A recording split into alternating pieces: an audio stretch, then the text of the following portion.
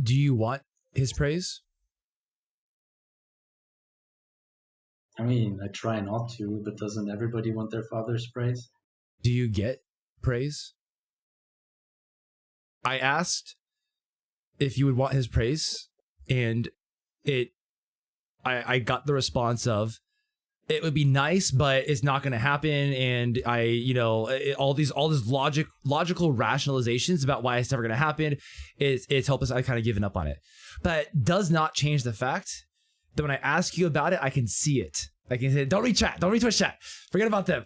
Minimize Twitch chat. Minimize it. They're going to distract. This is important because you're dodging right now. I want you to notice this. Thank you for bringing me on. It's a pleasure. I've been big fan.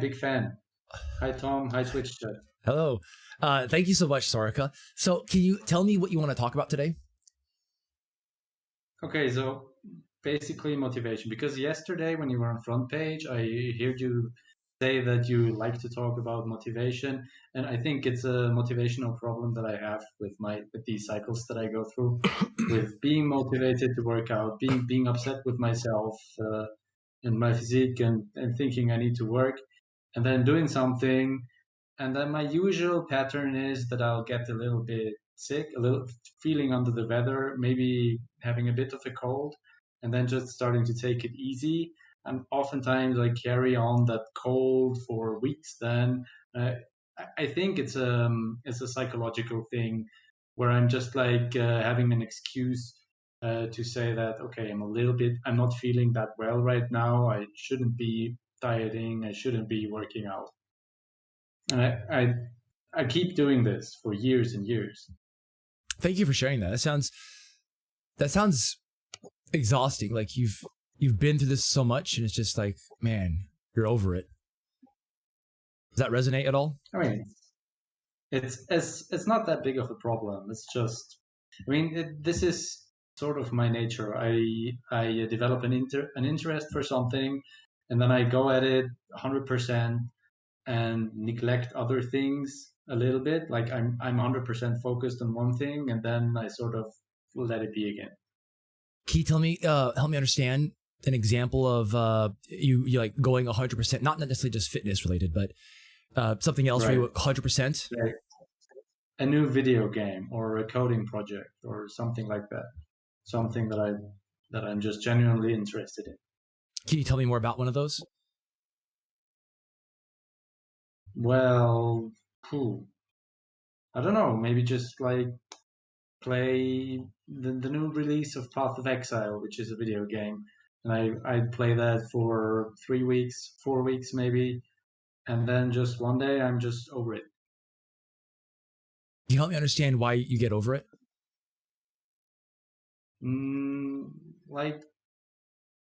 I think that I try to understand the more complex things about these things, and I learn about them, and I'm sort of satisfying my interest for these things, and then once I feel like I've understood them, it's not that interesting to me anymore. I see. So what I'm hearing is you like to learn it and pick it apart, kind of master it, and once you've mastered it, you got to the top of the hill. Okay, what's the next hill? Let's go look for a new hill to climb. Right. And the next hill is it's intimidating a bit, maybe. Right. What's intimidating about or maybe I've exhausted myself a bit. What exhausts you? I sort of reach my goals or my first goals, and then I'd have to set new goals, right? Yeah. And those new goals are, well, they can be intimidating, I think. Mm-hmm. Especially when you've worked hard and you've exhausted yourself a little bit. What's intimidating about those goals? Take a step back. Sorry to interrupt. What's intimidating about those goals? Well, they're hard to reach. It's a pretty big hurdle that I'd have to overcome, I think. Can you give me an example of some goals that like you find to be pretty intimidating? Well, to come back to dieting, I lose the first couple of kilograms usually at the start. I lose some. I feel less bloated when I eat right.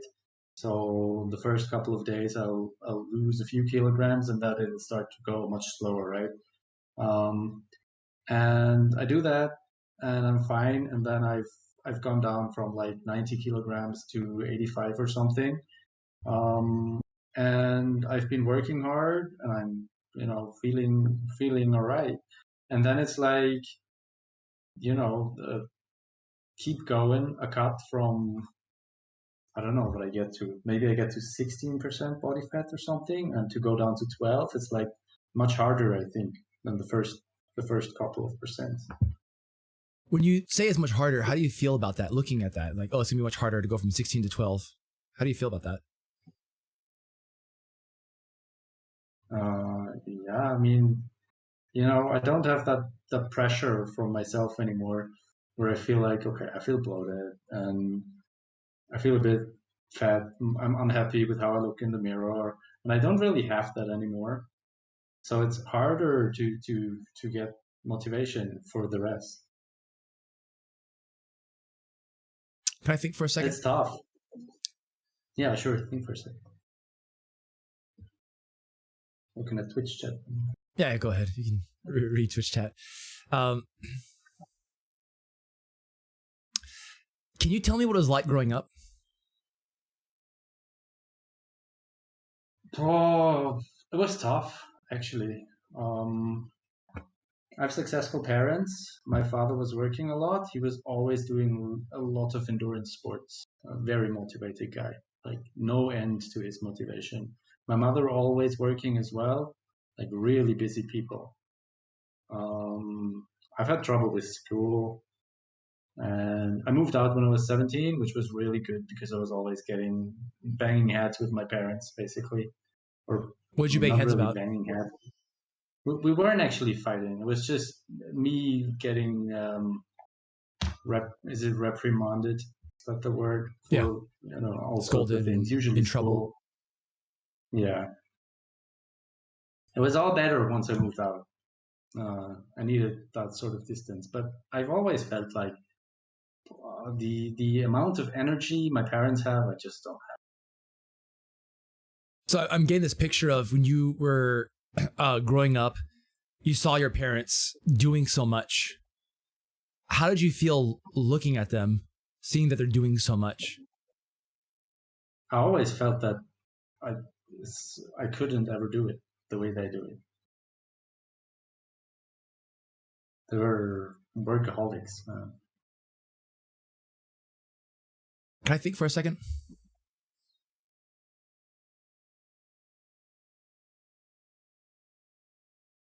Were your I'm going to go on a slight side tangent here. I'm just wondering, were your parents there for you?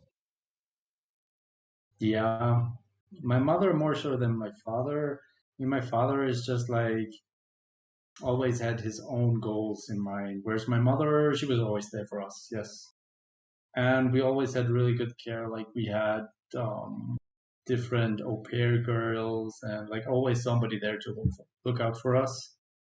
But it's like family trips or something like that. Those weren't really a thing. Mm-hmm. So with your dad, he was very motivated, very hardworking. I get this picture of you look at him, you just think like that couldn't be me. I couldn't do that, right? Right. What? Why do you think that couldn't be you? I mean, first of all, I wouldn't want for it to be me because I mean, I feel like what he did or does is something that's really cool for him because he achieves his own goals, but not necessarily the best for me as his son, and not necessarily the best for the family. Mm, but he's the sort of person I'd say who doesn't notice that too much, who doesn't really have um, a good, who doesn't feel that too much, who doesn't pick up on that. It sounds like he has a blind side. He has a blind spot. Yeah, and he doesn't know. That's what I'm trying to say. He doesn't know what he's doing to his family. Yeah, right. What is he putting his family through during those times?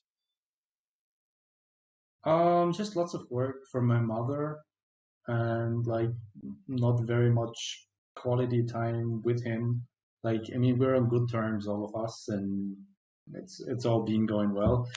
I just think that perhaps at the time when me and my sisters we were younger, it definitely would have done us good if he was there to help share his ideas about our. I mean, he shared his ideas about his side of view, his point of view, and his projects, and everything that he put his mind to, and everything that's not in that sort of narrow corridor, he didn't really pick up on too much.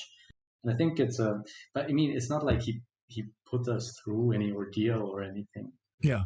Like it was a good happy family life and all. It just wasn't there that much.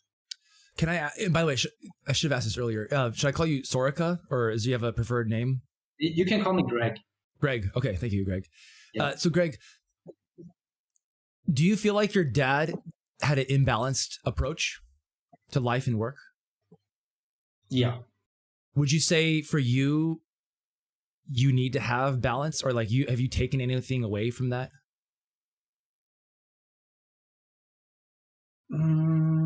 To be honest, I don't think that balance is like an important thing in itself. I think I need to do whatever makes me happy. And if imbalance is what makes me happy, that's fine. I just need to find the thing that makes me happy. And that is, that's so true to me, that it'll make me happy, and it doesn't tax me in a way that'll get me sick, unhealthy. Okay. Let me ask you this. Was your dad happy?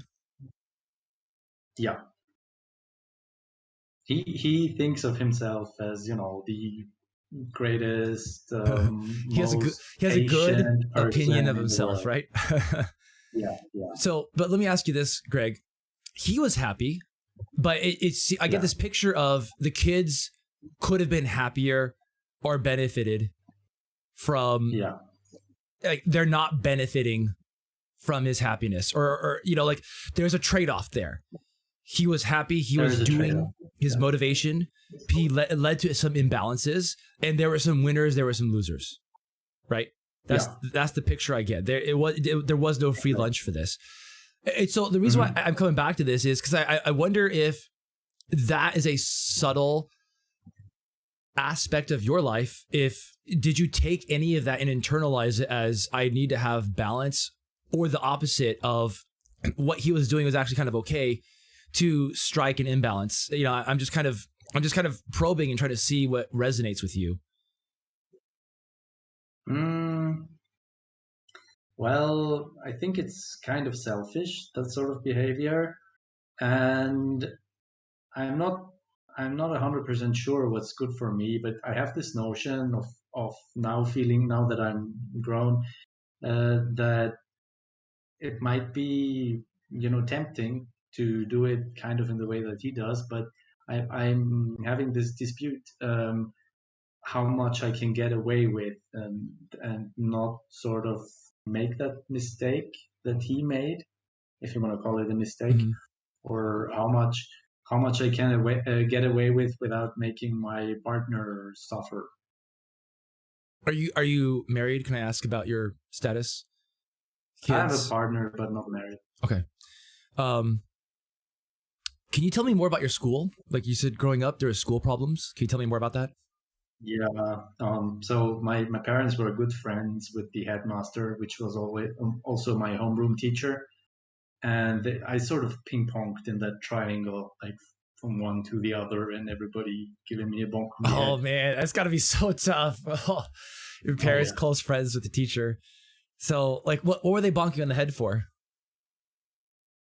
Not doing my homework. I couldn't bring myself to do the homework. That was like, why not? Oh, that was the worst part.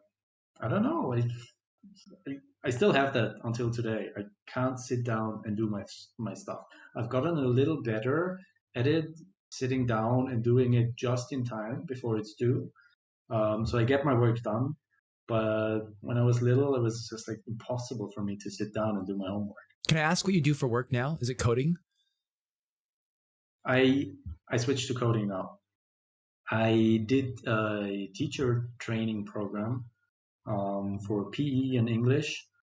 And I switched recently. I'm ending my first year of studies now for software development. Yeah. With coding, is there a similar pattern there too? With you rise up to the challenge, kind of last minute, put it off, but you manage to get it done, and after that, it's hard to start again. It's better. It's a lot better. I feel like it's. I told you about how when I have a project, I want to understand the ins and outs. I want to explore. I want to understand everything. Yeah. And it's just so interesting to me right now that I don't really have these cycles with coding at the moment. It's just like something that I can stick my mind to and I can keep there. So it's really good. I really like it. What do you like about it? It's just so interesting. I like doing it. It's so easy to me. I feel like I'm just doing really well. Let me ask you this. When it comes to diet and fitness stuff, I see this picture of you get started, you lose a few kilos initially, and then you kind of lose interest afterward. Do you feel like you lose interest because you've kind of mastered it? Or is there something else there? That might be a little bit it, right? I might think to myself that I've done well in the last couple of weeks. I've lost some kilograms. It's all right. And I know, I cognitively know that I should keep going and that I'm on the right track. But then it's also exhausting, and I think I just shy away from that by also getting sick a little bit. What's exhausting and about that's just such a convenient excuse. I don't know. Whenever I do it, I probably just overdo it every single time. Walk me through what's exhausting.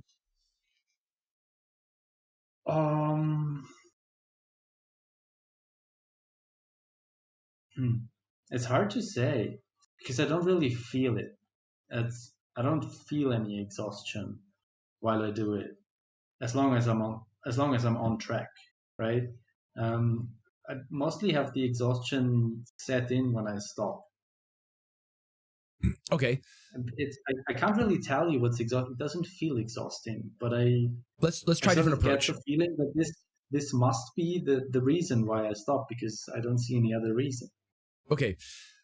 Let's try a different approach. When you are explain to me in as much detail as you can what you do for your diet and fitness. When you're on track, losing the kilos in the first couple of weeks, what are you doing day to day? And I'll kind of give an example. So for like me, I'll be walking like 4+ miles a day. I'll set my calories to like 2,000, 2,200. I will continue doing resistance training, body part splits, 5 days a week, about an hour of resistance training, 5 days a week. That's, like just to give kind of like color out the example of what I'm looking for. Can you walk me through what you're doing in the first couple of weeks? Also, I think your camera froze. Are you still there? There we go. It's okay. It's there now. It's okay? Yeah. Okay. Basically, like, I've been really careful about this recently, right? Or I've grown more careful about this because I know this habit of mine already. So what I do is I usually cut down to like 2,200 calories a day, and I cut out any sugars, anything with high glycemic indices. Cut down fats pretty much completely, except for those that are in my foods anyway, but I don't add fats. And then I'll have, basically I'll go for a light run, a jog daily, half an hour maybe, which, since I don't jog a lot, is a bit taxing. And I'll do a strength workout, not that hard actually, maybe 3 times 5 sets. Okay. But that's it basically. So like not super, it's pretty taxing after 2-3 weeks, but like it's not that bad. I feel maybe it's too much. Walk me through when do things start getting difficult? and what goes through your head? Like, you wake up, like, do you wake up and you're dreading it? When you're at the gym, you're dreading it? When you like just say fuck it and you binge eat? What's going on? No, I feel good really when I start. I do feel good. It's not hard. It becomes enjoyable. The first 2 days maybe are a bit hard because I'm changing my diet a lot, and I'm having some. Maybe I feel a bit hungry in the first day, first 2 days, but then that goes away completely. And I have a really easy time working with a calorie deficit. I really do work well, and it's not that taxing. It's not dreading or anything for the first couple of weeks. But then, sore throat sets in, and I'm just feeling under the weather a little bit. I don't know what it is, but I sort of just stop. So you just lose the momentum, right? Yeah. And so you were doing it every day for weeks. It's easy. You got that momentum. You get a little bit sick, and then it's just like one day of fuck it turns into 10 days of fuck it. And maybe because I'm sick, I'll pick up some video game, and then it's 100% that, and I forget about the other thing, and I don't know when to stop or when to find a compromise between the two or anything. Let me ask you something. Day 1, you're sick. Day 5, are you recovered by like how long does it take for you to recover and like you're pretty much feeling okay again? Like, give me an example. Yeah, that's the issue. A long time. Like I'll feel a bit sick, and I'm like, okay, you should take it easy for 3, 4, 5 days until I'm recovered, and then go again, right? But then I'll keep that sore throat. I'll keep my my runny nose and all that for 3 weeks, 4 weeks, 5 weeks, and I just don't feel recovered. Don't feel good. Can I hold on? Let me. I'm gonna take some notes really quick because you said a lot of really important stuff that I want to touch on.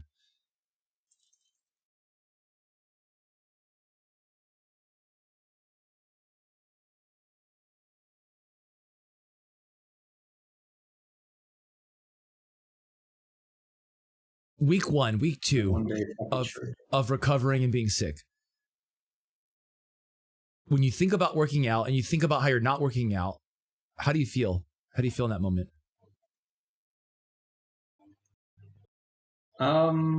It's a bit of a relief since I don't feel good. I'm like, I don't feel good. I shouldn't be working out, which is good because today I don't feel like working out because I'm sick. The days before it was fine. Like I worked out, I was on track, it was all good, it was feeling good. But then I feel sick, and then of course it doesn't feel good to work out, and I know that I shouldn't be working out. Let me think. That was good. It makes sense.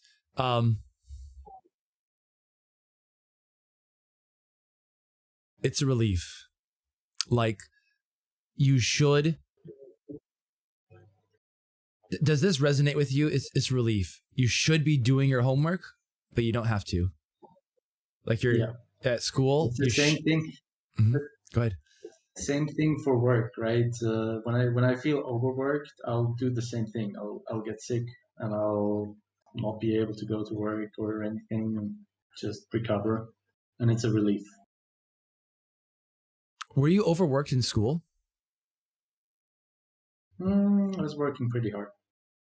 Did you feel like you were enough during school?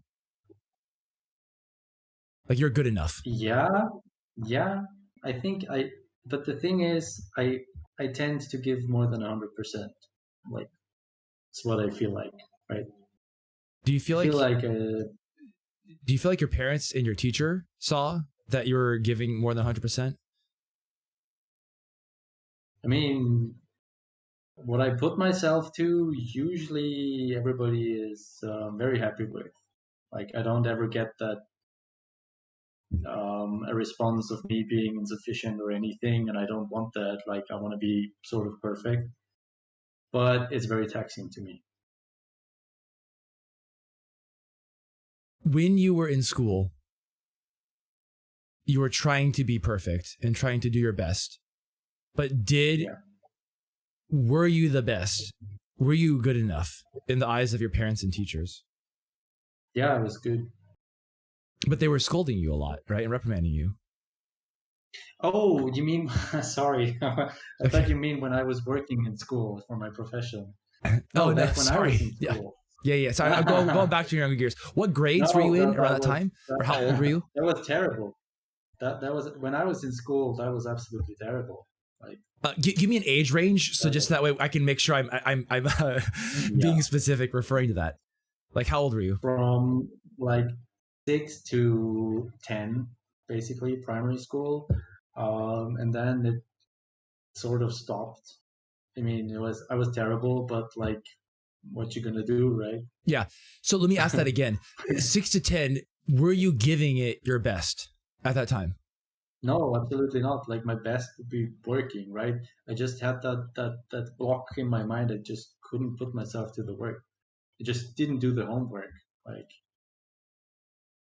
I mean, I'd listen to what the teacher says. I'd pick up on, everything that's interesting. They were telling us stories, or we were working on interesting things. That was all fine. I just couldn't bring myself to do the homework. Let me ask you this: how did it feel that you could not bring yourself to do the work back then?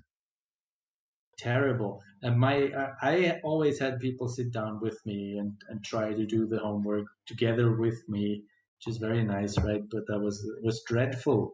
My my father sat down, was the worst when my father sat down with me, because he was actually very impatient, right? I told you he thought he was the most patient man alive. He was just very impatient and a bit scary. And he had me write. I had to write sentences for homeroom, and he had me write extra long sentences in extra beautiful writing, so we had to rewrite them after we were done and stuff. It was just dreadful. That was my life too. My handwriting is terrible. I remember actually being in first grade, and holy crap, my handwriting was so bad. I would still also do the same thing of having to write sentences, but try to make my handwriting neater. It didn't work though. My father just gave up thankfully, because I hated it too. But um, yeah. So I'm going out on a limb here, and I'm probably completely wrong on this, but do you get any sense when you are sick and it's a couple weeks out, it's a week or two of not working out? Do you feel any sense of relief, like you're off the hook? You're off the hook from having to work out and having to keep pushing. You're off the hook from having to write the sentences with your father. You're off the hook from having to do the homework. Does any of that resonate Yeah, yeah. That resonates with me. Yeah. a lot, or it's just like, okay, I guess if Tom's going on a limb? Like, what do you think? Mm, now you could be onto something here. Yeah. Can you help me understand that some more?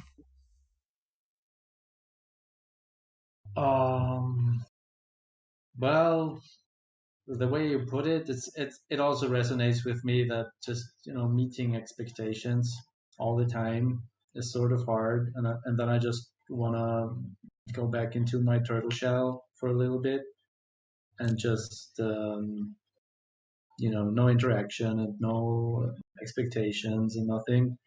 Um, and I feel like I sort of need that to refuel a little bit. Yeah. Let me ask you something. What are the expectations?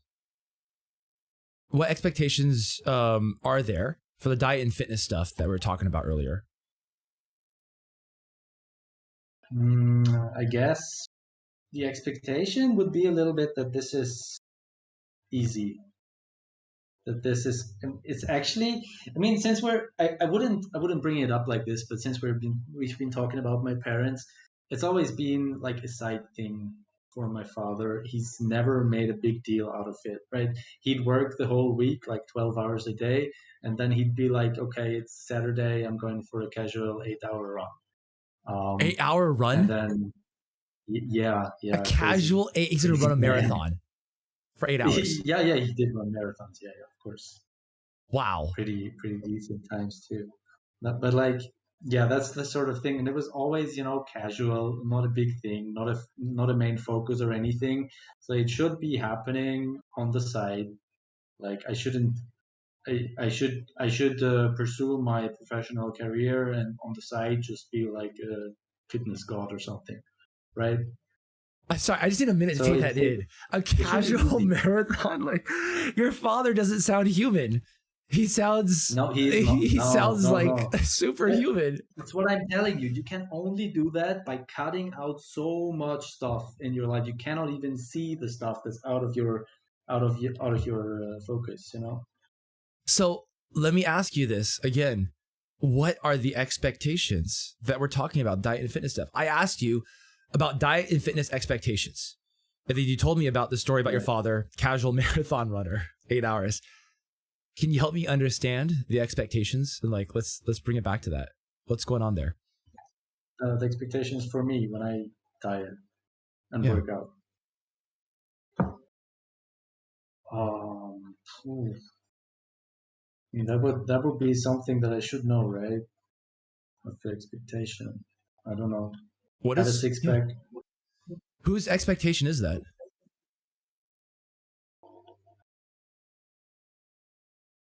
You know, it's the same thing with all my expectation. There's nobody really. It's just me expecting for myself to be perfect. When did you start feeling like you have an expectation for yourself to be perfect? I mean, I it's hard, right? I have to be if I want to be acknowledged by my parents and their lifestyle, I'd have to be a little bit perfect, right? Because I mean, my dad is not gonna. I mean, of course, he's gonna be nice and he's gonna be like, "Oh, nice, you started working out a bit, and that's great and stuff." But like I said, he never made a big deal out of his success, um, his fitness success, and like in order for me to get any praise, so to say, or any acknowledgement, it would have to be really good and also not a big deal, right? Do you want his praise? I mean, I try not to, but doesn't everybody want their father's praise? Do you get praise? Mm, I mean, like I said, he doesn't see that much outside of his corridor. Did he give you much? So I mean, I'll take that as a no. That's a good dodge. But like basically, no, he doesn't. Right? I want. I think we're getting closer to something here. What do you think? You're doing pretty well. Thank you. I think um,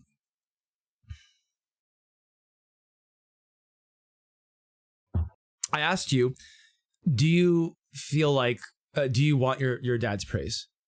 And you said, yeah, but doesn't everybody? Who cares about everybody else? Right? Let's not deflect that. Let's sit with that for a second. Okay? Do you want your dad's praise?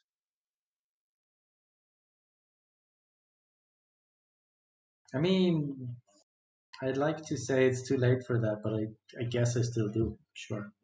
What's too late for that? What do you mean? Can we understand that? I mean, I've he hasn't he wasn't there that much for us because he was working most of the time, and I've sort of set my expectations to match that. To be like, okay, if he doesn't have that much time, why would I expect anything from like it's hard. Can't expect anything that's not him, right? I can't change him. I don't want to change him. I don't want to suffer um, from not being able to change him, and I don't want to base my um, needs for acknowledgement and what else on what he cannot give me, because that will lead to me being unhappy, right? So I try to change my expectations to not needing his praise, but it's still there somehow, of course. Of course. Because let me think for a second about how to say this. I asked if you would want his praise, and it I got the response of it would be nice, but it's not going to happen. And all these logical rationalizations about why it's never going to happen. It's hopeless. I kind of given up on it, but does not change the fact that when I ask you about it, I can see it. I can say, don't read Twitch chat. Forget about them. Minimize Twitch chat. Minimize it. They're going to distract. This is important because you're dodging right now. I want you to notice this. I apologize for kind of putting you on the spot here, because how are you feeling right now? Like just in this moment right now? No, it's good. It's something that I need to look at. I'm bad at looking at these things myself, Yeah, it's sometimes to point me in that direction and be like, look. So it's good. When we start getting close to something, we start dodging. We start dodging by distracting ourselves to look at Twitch chat, which don't do it. We start trying to dodge the feeling, because feelings are starting to come up. Something is starting to come up right now. Because when I asked you some of these questions about wanting your dad's praise, I can see it's very subtle in your face. There's the wince, right? If you go back and watch it, your facial expressions changed very slightly because there was something there. And I am putting together a hypothesis here that there is a connection with the diet and fitness stuff, with the expectations relating to your father. Your father, motherfucking casual marathon runner, 8 hours jog. Who the hell can live up to that? And he doesn't dish out praise.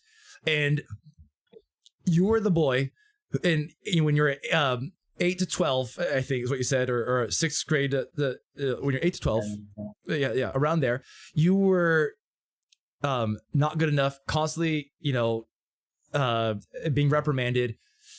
The times you did get to interact with your father, sometimes it was scary because he would sit you down and make you redo all the homework. And it sounds like he didn't put expectations on you, but it might have been a subtle thing, or maybe you put the expectations on yourself.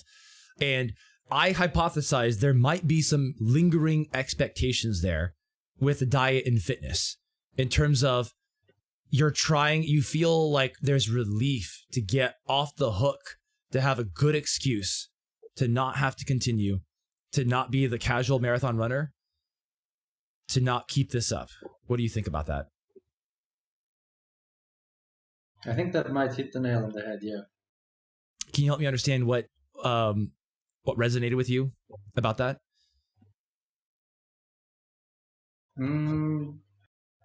The whole formulation of getting off the hook is really good. I've not thought about it in this way before. Let me think for a second.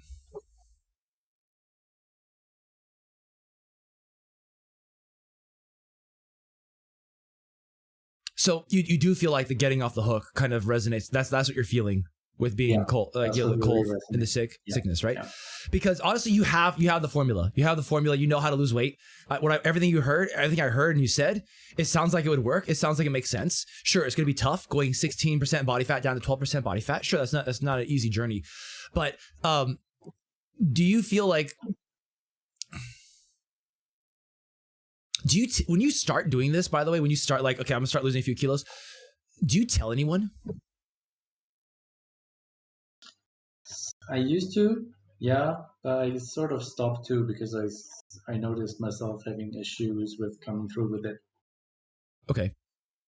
So when you go on this, when you start off trying to lose the weight, and you're okay, I'm going to start again. Okay. I'm going to start again, start losing the weight. Who knows that you're trying? No, my significant other knows, and I don't really tell anybody else. I mean, the people I see, they will notice quite quickly that I'm losing weight. You can see it in my face really quickly. I don't really go and tell anybody else a lot. I've tried with a diary. I've tried with the plan, with marking down when I should be losing how many kilograms in order to not overdo it and in order to stay on track, but no success. So let me ask you, expectations came up earlier, right? The whole expectations discussion started because I asked you some kind of open-ended questions. Yeah. Your mind gravitated towards expectations. So when you start diet and fitness, I'm going to ask this again because I want to know, when you start the diet and fitness journey again, what are the expectations? Where are they coming from? What are the expectations? Well, to close off that topic with my father a little bit, I keep telling myself that it shouldn't be a thing anymore, right? It shouldn't matter at all for me. And I think it does a lot less now than it used to. Expectations are I've had a lot of issues just with my health when I started working. Like I was overworking myself a lot, and I completely stopped doing sports. Like that's why. Before that, I was pretty fit all the time. I was doing lots of sports, and with the work, I just started to chronically be sick. I was like all the time. I've had like 2016 was the first year I was like sick that almost that whole year. It was crazy. Not sick enough to not go into work, but just feeling terrible all the time, right? Yeah. Um, and I sort of the expectation now I think is to be able to do this stuff without getting sick, feeling healthy. Like I'm not doing any. I used to do pretty hard workouts, um, lifted hard, did hard cardio. Now I'm just trying to do it casually. I just want to feel healthy mostly, Yeah. and Okay. in the process also have less of a belly, right? Before we end today, because I'm not saying I'm about to end or anything, but I definitely want to touch on some very practical tips and advice about getting sick and when is it okay to work out, all that stuff. So I definitely want to touch on that. For the father stuff and the expectations, I think it would be very good for you to do some self-reflection about that and think about like, why are you working out and for who? Is there any expectations? Would it be nice if your dad noticed or something like that? You're going to have to explore that and watch the feelings. Really pay attention to the feelings. Is anything starting to bubble up of you feel uncomfortable, you want to dodge, you don't want to talk about this, your mind wants to shift to something else because it doesn't like the feelings that are coming up. That's going to be something to spend some time on. And or a therapy or coaching. This is a really good case to work with someone to guide that kind of conversation, kind of like what we're doing now, but to go more in depth. Because I think we touched on it a little bit. I think there's something there, but it's gonna be tough because if it's been there for a while, it might be tough to get at. The next thing I wanted to I want to touch on this other part briefly. Was in your question you asked, I have cycles of getting upset with my belly and bloating. What do you get upset about? It's just my belly starts sticking out, and it's not looking good. Yeah, what do you feel when you see your belly sticking out and not looking good? Well, that's not me. That's never been me. I don't want to look like that. I want to be fit. And I guess it would be shameful to look like that. Sort of the feeling that I get. Yeah. So you feel ashamed. Even though we're doing this at a different level, right? The level that it now takes for me to feel uncomfortable with the way I look like is like way worse than the level it would have taken me 5 years ago. Can you help me understand that? Can you explain a Well, little I've bit been more? keeping myself to a different standard. I've been a lot more fit before I started working 5 years ago, and yeah, I mean, I'm just heavier now, less muscle. Like I actually have a really hard time judging my own physique. Looking at myself, it's really hard for me to judge when I get fatter. It's usually just the shape of my body, being different because I'm around the same weight always, and I just lose muscle and have more fat, and the shape's different. So I have a hard time seeing that myself. But yeah, whenever my belly starts sticking out, I feel like I really have to change something up. You get a sense of shame. What do you tell yourself when you're seeing, like, what's going through your head when you see yourself in the mirror? I tell myself, oh my God, I need to fix this. And I do know how to fix it, and it's the simplest thing, actually.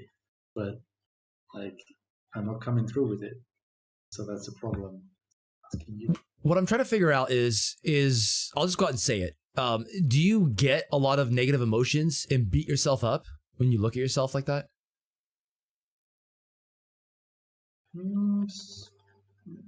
It's hard to tell. I'd say it's not that bad, but I might just not notice.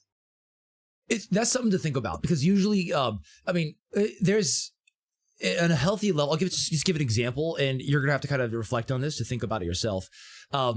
When you look at yourself, just like whenever you get that sense of I don't like how I look in the mirror, I'm feeling too fat, this isn't me, the shame.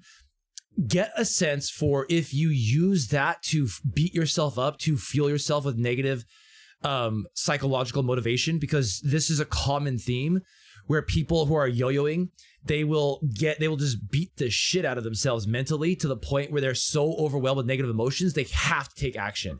And then they go from such a low to go to a super high, and they have to push themselves so hard that it's superhuman, it's not feasible, it's not sustainable. And they come crashing back down again afterward because they burn out, and they go through these cycles of self-hatred, and it just goes on and on. What do you think about that? Makes a lot of sense to me. Does that resonate with you? Because I mean that would be an explanation for why I'm losing interest, for why I'm just losing this motivation. If this motivation is not positive, but it is negative to begin with, and that negativity then just goes away because I'm doing better. So do you use that negative emotion to fuel you to get started? I think I might. Because it's a very subtle thing. I don't want to put ideas in your head, because usually I spend more time trying to like tease this apart and like really understand where this is coming from. Because I do want to give a flip side example, and you're gonna have to do the critical thinking on yourself. Because like a flip side example is like a positive is like, man, I'm gonna look so great. I'm gonna do this one thing. I'm gonna start moving towards a healthier life, and this is gonna be so great to move towards my goals of like wanting to live a long life for my SO and kids or whatever. And just like feeling great. Like that's a very positive way to look at it. Like it's the excitement, the forward thinking, versus the other extreme being what I mentioned earlier, the cycles of beating yourself up, and then of course there's everything in between. And so I'm just trying to suss this out and tease it out. I don't want to put ideas in your head and then like make you think like, oh, I am beating myself up when really is not that much. I don't know. But what do you think about all that? I think it's a really good idea to just test my motive for starting this. Yeah. Like when I'm about to start a diet, just test this feeling that sort of drives me to do it. Is it a negative emotion or is it positive? Because it really should be positive, right? It's like, yeah, I could get on a better track right there. I feel like, yeah, maybe I'd have to try. Greg, I'm gonna give you some homework. The two main things I want you to do is to pay attention at the beginning, right before you start, and at the end when you're not continuing. So pay attention to what are the feelings you're feeling. Don't pay attention to the logic, because it's very easy for us to just dismiss the negative feelings and create logic to explain it. Focus on the feelings, like the first quarter second when you look at yourself, the emotion that you experience looking at yourself in the mirror, whatever that is, start noticing it and paying attention. That's part A of the homework. Part B is going to be when you start feeling like you don't want to keep going, what is that feeling? Is it really like getting off the hook? When else did you feel like getting off the hook? Am I onto something about like this actually matches the feelings that you felt as a kid getting off the hook of having to do your homework or whatever, getting off the hook of being reprimanded? Because maybe it's not, right? I could be just putting stuff in your head. I want you to like do some critical thinking about this. Those are the two main things I want to talk about. The third thing is I want to just move this on to talk about some practical tips and advice for all of this stuff, to give you some, additional stuff to think about. Before we move on to that, any questions or thoughts so far? Oops. And there he goes with the homework. The homework is done. Hold on. You dropped out. I don't know if you can still hear me. And I think he disconnected. Let me grab him back. Okay, I grabbed you back. Hi, I'm sorry. No worries. It's You got funny. disconnected. Yeah. Did you? I was Sorry. saying. I didn't hear anything. I just said I'm going to give you a tip, and then you were gone. No. I said the part A and part B of the homework. You got that part, right? Yeah, You heard that I part? got Okay. the homework part. Okay. So then I was Yeah. gonna ask, did you have any other questions or comments about any of that stuff we talked about earlier before I go on to like more practical tips? No, that Okay. was really good. That was really good. Let's hear the tips. All right. I recommend possibly rewatching some of this if you need to, and think about it seriously. Reflect and come talk to me. Maybe talk to your SO if you have a good relationship with your SO and you feel like you can open up to one another. Mm-hmm. The getting sick part. Now let's talk about some very practical tips about getting sick. Basic immune system boosting stuff. Are you getting enough vitamin C, vitamin D? Like, are you getting enough of that stuff? I had a bit of vitamin D supplemented this winter. Not very much. C, I'm not supplementing, but I assume I'd be getting enough. So, I mean, you can try. What do you recommend? Just like, So- what's it called? Tablets? yeah. So vitamin C, we as humans, there's no known upper limit toxic dose. As in, vitamin C is one of those vitamins that we can have so much of that we have not found in the studies that this is actually toxic to the human body. That being said, Right. most people will tap out at 2 grams, which is a lot. 2 grams is where people start getting GI distress. And it's like, okay, you're shitting your brains out. So maybe let's not go that far.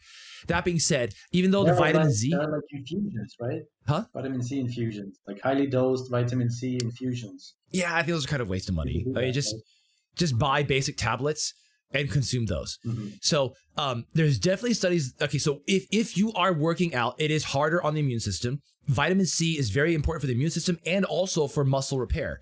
So your vitamin C could be a limiting reagent there, hence getting sick more often when you're working out. If you notice that as a trend, vitamin C is very simple, very cheap, it's very safe. Bump that up. I would bump it up to half a gram to maybe a gram. Spread it out.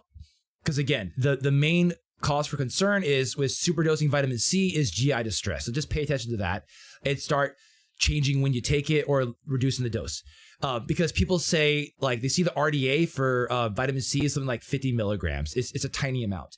And they see like 1 gram. Oh my God, there's so much. Well, even athletes who are very active, push themselves very hard. They have shown, the science has shown they have absolutely immune system benefits at up to 2 grams if they can handle it. So the point of that is to say, 2 grams sounds like a huge amount, but for people who are very, very active, like casual marathon runners, they could probably benefit from the more vitamin C. So that's number 1. Right. Vitamin D. How much of the D do you get? My SO was supplementing it in winter, and a couple of times she gave me like a spoonful. It's like oil, some sort of oil, right? Because you need oil to take it. Yeah. So you don't have to. It is better absorbed if you consume it with other fats and oils for the D. Can you tell me what the dosage is? Like, give me either IUs or micrograms. I don't know. I can't tell you. I didn't look at the thing.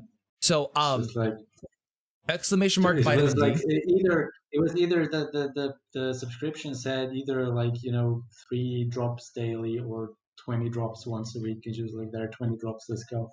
Done. Okay, so I don't know. exclamation mark vitamin D. Take this as a note to go to exclamation mark vitamin D, and then you can just look straight at this graph. Vitamin D levels, supplementation. Most people do not take enough of the D, and we are. I put it in also international units for the micrograms. In the US, we use IUs. I'm going to guess. Can I guess where actually are you? Do you live where you grew up? Same country? Austria. Austria. Okay, I was going to guess something Germanic. I wasn't sure. But Austria, got it. So I'm guessing Dramatic. Germanic. Isn't Austria? Is that Germanic language? Austrian? Yeah, Germanic. Yeah, exactly. So I hear dramatic. Oh, dramatic.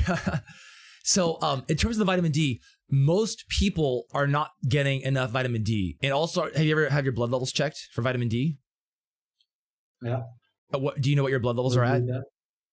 No, I know they're fine, but I haven't had them checked specifically for vitamin D, so I don't know. Okay, so I would say most generic blood level work done by most doctors around the world, they're not going to check vitamin D. It's becoming more popular where they will check this, but most of the time you have to ask them specifically, like, hey, also check the D. So note that really greater than 30 nanograms per milliliter is kind of the minimum threshold for optimal health. So keep that in mind. I would, just again, type exclamation mark vitamin D, read through this stuff later, get the picture, because most people are supplementing like tiny amounts and they're still insufficient. And so I bring this up because, again, you live in Europe. Like the sun is weak a lot of the year, and it's just a lot of us, we live indoors. So definitely consider getting, consider looking at the vitamin D because for the immune system stuff. And then for the getting sick, unfortunately, when we get sick, it's just, man, colds linger. And, you can sleep more, all these things like sleep more, get more omega-3s, all these other little things. But at the end of the day, sometimes we just have to work out and we're kind of sick. And the workouts that you do, like jogging, it's okay to jog or do light workouts if you still have a slight runny nose or coughing a little bit. Obviously, try to stay away from people. Right. Maybe, with COVID and all that stuff, don't go to the gym if you're coughing and sneezing. Just stay at home and do some home gym stuff. Yeah, no, but I said that really entails feeling really weak. So what do you feel? Tell me some of your symptoms. Like where you're like fatigue, like crazy fatigue, like limbs super heavy and just like no way I can. If I were to do a handstand, I'll definitely have issues with my, what's it called? You get dizzy, like you just feel dizzy, lightheaded. It's lightheaded, exactly. So that lasts for weeks. Yeah. Are you still cutting on low calories during that time? No. Okay. I usually when I get sick, I try to keep eating clean, but I'm not cutting anymore. As a litmus test, I mean, is it relatively easy for you to go to your doctor and then ask them, can you start checking all my micronutrients? I would do that just to be safe, because maybe there's a low iron issue, a B12 issue. I would take two approaches for the micronutrients aspect. One is if it's accessible or cheap or relatively easy to do, go to your doctor, tell them this, and start asking them, like, please run as many blood tests as you can. I don't know the medical situation over there, how cheap or easy it is, but start asking them to start checking this, because they will have a checklist of because like doctors are like NPCs. They will only give responses once you give them the proper command. And so they won't give you the specific expensive micronutrient blood panels unless you prompt them with the right words. Then they will do it. So you have to kind of take your own health into account for this stuff. That's one thing. The other thing is, I would get a if you like the challenge, start challenging yourself to get the app Chronometer !CR. Get the Chronometer app and use that to track your micronutrients of everything you're eating. It's a very detailed program where it's going to see all the micronutrients. You have to, by the way, there's a learning curve to it. So make sure when you look at the food that you're adding to your diary, make sure it's got all the macros in there. Some of the food choices, they just don't have all the macros. So you got to choose carefully. But then look at your macros over the course of weeks and months, ideally, and see, do you have any blind spots of like, oh wow, I barely get any iron, or like, oh wow, like I don't get enough vitamin C or something like that. So I would approach it from two different aspects, because it could just be a nutritional thing, a nutritional thing. That being said, other immune system stuff, sleep. How much sleep do you get? That's fine. I mean, I do need a lot. Like, I need around 8 hours. Do you get 8 hours? It evens out. Yeah. Sometimes I go for a week or two with like 6, and then I sleep more. So I usually get around 8 hours. Yeah. Do you notice any correlation with your sleep and like when you're not getting enough sleep and getting sick? Yeah, I find it taxing. when I really need to recharge when I don't sleep enough for a while. And also when I do work out, I need lots of sleep, like a lot, even more. Do you? What I Depending mean on how is, hard it is, I'll do 8 to 10 hours a day then. do you tend to get sick more often after bouts of not enough sleep? Yeah, because usually, I mean, it goes hand in hand with the stressful time at work or finishing projects, something like that. And I'll not get enough sleep, and I'll generally have a hard time. So But yeah, it might be a sleep thing too. Yeah. I would pay attention to that because not getting enough sleep, we're definitely more susceptible to being sick. In general, I would start trying to prioritize sleep more if you can. Not today, but if you are interested, later !sleep, you can fill out the sleep questionnaire and then come by another day and then we can go through your questionnaire and then just look at if there's any like low-hanging fruit spots. But to me, it sounds like you kind of know the formula, which is you just need to sleep more. And do you generally feel rested and energized if you're sleeping 8 hours a day? Not always, no. Okay, so there might be more to look at here in terms of like sleep debt and whatnot. So think about your sleep and just generally speaking, try to get more because that's going to help the immune system. And then if you want, fill out the questionnaire and we can review it later about where you might need to sleep more or whatever, stuff like that. So that's pretty much it. Do you Cool. yeah, how are you feeling? I'm feeling great, man. Thank you so much for taking the time to do this with me. Thank you, Twitch chat, for sticking with us too. I Yeah. hope you learned something too. I learned a lot. Yeah, can you help me understand like what you It was learned, awesome. what your takeaways are? Well, the key takeaways for me are to really look at my motivation for when I start working out, and really vet it to see where it's coming from. And because I know this should be a positive thing, and I know I should be doing this because it'll be great for me, right? The goal is feeling great, so it shouldn't be a negative thing. I shouldn't be doing it because I'm beating myself up. Hold on. That's not why I want to do it. Now, as you say, you shouldn't be viewing it as a negative thing. Are you judging yourself again? Yes, absolutely. Yeah. So it's going to be really hard to not judge ourselves. Like if you're used to beating yourself up, now you're so easy. I'm just going to keep beating myself up. I'm beating myself up in this new way. So just notice it. Okay. The right path isn't I'm going to walk the path of not beating myself up about negative emotions. And I'm going to walk the path of beating myself up for having negative emotions or anything like that. The right path is to just sit and notice this pattern. And just catch yourself. That's really half the battle. Is just like staring it down until you defeat it. It's just noticing it. That's probably one of the biggest, most important aspects to this. So, Right. Sorry, I interrupted you. Anything else? Yeah, absolutely. Yeah, well, that whole thing. And then the vitamins are really interesting to me. Yeah, I absolutely need to try that. Fun fact here, because we're talking about doctors. My dad's actually a doctor, and my mom is as well. Oh man!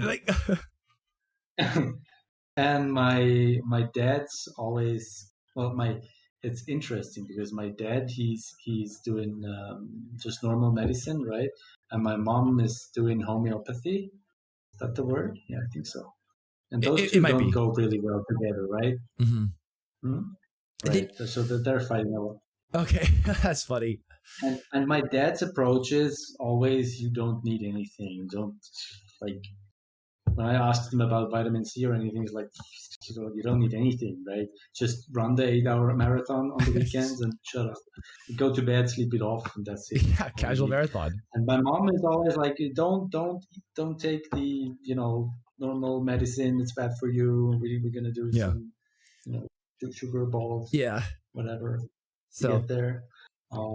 That's so funny. And my dad doesn't want to touch it. My dad doesn't want to touch it because he knows my mom will get upset if we take any medicine that we wouldn't have to take. So it's a bit complicated. So just like any two extremes, a lot of times a good solution lies somewhere in the middle. of taking the best of both approaches. I'm always like, I understand both ends of the extremes, but anyway. Well, so Greg, takeaway is I'm gonna go and I'm gonna try vitamin D, and I'm gonna try vitamin C, and I'm gonna get my blood levels checked, and I'm gonna do the CR app thing. I'm gonna check that out afterwards. All right. Yeah, and then I'll know for sure if that's a problem, right? Once I've tried. Yeah, for sure. And of course, talk to your doctor about all the other, blood level checks, all that stuff. So yeah, awesome. I'll get that done. All right, cool. Greg. Well, yeah, that was great. Thank you for coming, and thank you for being so patient. I made you wait like over an hour. Thank you for having me. It's been a pleasure. All right. Okay. Have a good one. Have a good one, Greg. Bye. Thank you, Tom. If you like the content, comment, and subscribe on YouTube. Also, follow us on Twitch and leave the notifications on. Feed your brain, feed your body, and see you next time.